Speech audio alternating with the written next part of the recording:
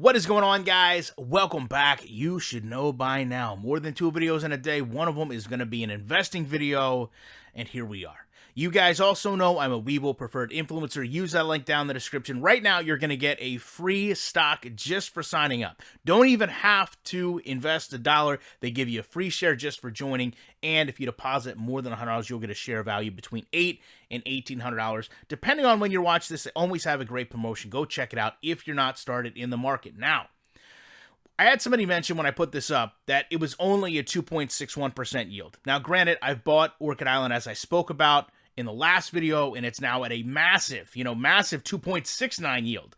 But the reality is, guys, I know that's a joke. It's all perspective.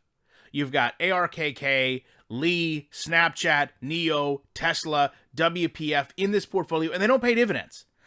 In turn, I've also gotten free shares from you guys joining like Teradyne, Kronos, Pebblebrook REIT. I mean, those three alone are 17% of this portfolio and have a combined yield of 2.61%. I've got 6 stocks that I feel comfortable with that pay over 6%. But in theory, you have to have some balance. I personally feel you've got to have some growth stocks, which is where, Tesla and NIO and Lee, they come in. You've got to have some dividend payers for stability. If not, you're going to drive yourself insane. You're going to have a portfolio on one end that's going to fluctuate wildly every day, or you're going to have a portfolio that just never moves because you're buying into massive companies that don't have a lot of growth. So you have to kind of play both sides. Now, I could be disingenuous and just put my dividend pairs in here and show you the portfolio value with just that, but I don't want to do that.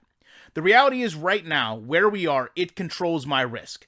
We got about $3.79 coming for the rest of March, and I'll show you the breakdown here. And it's interesting to note, you have to understand, we also had NRO actually cut their dividend during this time frame that we've owned them, as well as WP Carey, which you'll see on the next slide, increase their dividend. So it's diversity. Right? If one company isn't doing as well and another company is doing better, it all balances out. You have to keep in mind that perspective. So when we talk about where we are headed into April 15th, I should have right around the neighborhood of $8 in the account. Okay. Now I have to get to a position where I'm reinvesting that into something I think is going to grow, but also not hurt me if it loses a bit.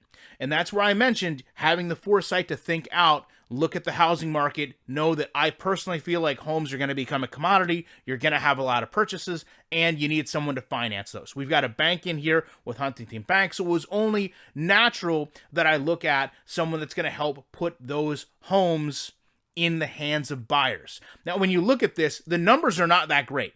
Yes, it's almost 13% yield. Fantastic. But the 5-year growth rate is way down. I'm not so much worried about that because right now I'm willing to take the risk of higher monthly dividend payments at the expense of losing some of the value, because to me, this is house money, right? I'm taking my monthly payments, I'm reinvesting it, and I'm looking to get more of a payout. It's the ultimate in greed, but that's where we are.